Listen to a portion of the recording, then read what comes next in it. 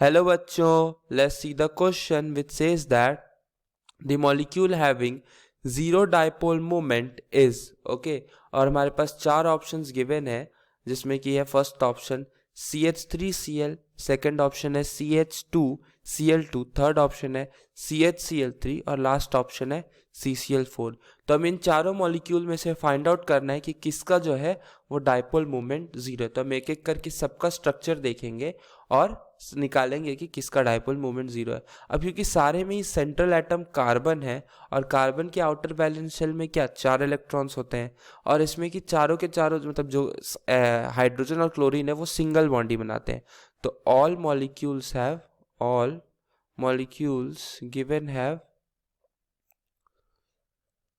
given have 4 single bond,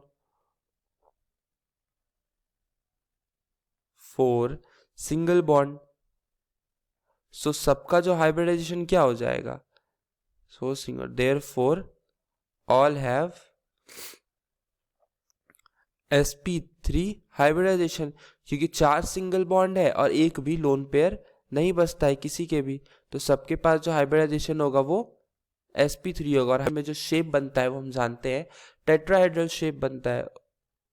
तो अगर हम अपना पहला दैट इज CH3Cl का स्ट्रक्चर बनाए तो और यहाँ पे 3 हाइड्रोजन अटैच रहेंगे और इस के सारे बॉन्ड है वो क्या है, पोलर बॉन्ड है। तो अगर हम इसका जो डाइपोल मोमेंट देखें तो क्लोरीन की तरफ कार्बन और हाइड्रोजन का इधर बॉन्ड होगा मतलब टुवर्ड्स क्लोरीन, और ये हाइड्रोजन का क्या होगा टुवर्ड्स कार्बन, क्योंकि कार्बन ज़्यादा इलेक्ट्रोनेगेटिव है। अब क्योंकि ये डाइपोल सारे के सारे एक ही तरफ है तो इसका डाइपोल मोमेंट ज़्यादा हो जाएगा और ज़ीरो तो नहीं हो सकता, इसी के लिए इसका dipole moment not equal to zero आएगा। अब अगर अपना नेक्स्ट मॉलिक्यूल देखें CH2Cl2 तो वो भी सिमिलर होगा इसके जैसा ही, जिसमें कि 2 क्लोरीन और 2 हाइड्रोजन होंगे। अब अगर हम यहाँ पे ये केस देखें तो इसमें क्या है कि टुवर्ड्स क्लोरीन अपोजिट साइड तो है लेकिन 180 के एंगल पे नहीं है, तभी एक दूसरे को कैंसल कार्बन और हाइड्रोजन की पोलैरिटी है वो एक दूसरे को ऐड कर दे रही है, इसके लिए इसका भी नेट डाइपोल मोमेंट तो आएगा। अगर हम अपना तीसरा स्ट्रक्चर देखें दैट इज CHCl3 तो वो क्या होगा कि इसमें 3 क्लोरीन एटम यहाँ नीचे अटैच होंगे लाइक दिस और एक हाइड्रोजन एटम अटैच्ड होगा।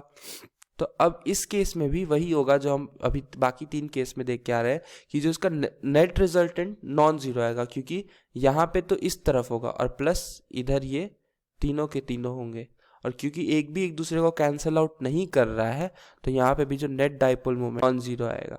अब अगर अपने हम लास्ट केस देखें दैट इज CCl4 का, तो इस केस में कुछ अलग हो जाएगा इसके लिए क्योंकि जो चारों बॉन्ड्स है वो सिमिलर है, ठीक है, क्योंकि सबका डाइपोल मोमेंट सेम है और ये एक रेगुलर ज्योमेट्री होगी।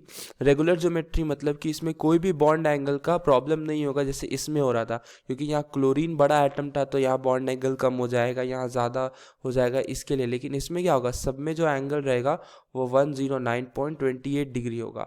और क्योंकि ये एक 3D स्ट्रक्चर है जिसमें कि 4 बॉन्ड एंगल मतलब जो 4 वेक्टर्स हैं वो एक रेगुलर एंगल पे हैं और वेक्टर का सम जब हम करेंगे और तो वो क्या आएगा, जीरो आएगा। क्योंकि होगी क्योंकि कार्बन की जो कार्बन क्लोरीन की जो बॉन्ड की पोलैरिटी इस बॉन्ड में होगी वही इस बॉन्ड में होगी और वही इस बॉन्ड में, तो सारे बॉन्ड की जो पोलैरिटी होगी वो सेम होगी और जब सारों के चारों एक इक्वल एंगल पे हैं तो जो नेट रिजल्टेंट आएगा डाइपोल मोमेंट का वो जीरो आएगा।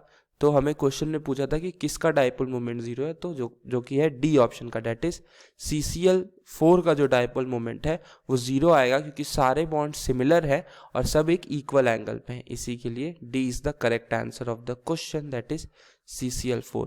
Hope you understood it well, best of luck.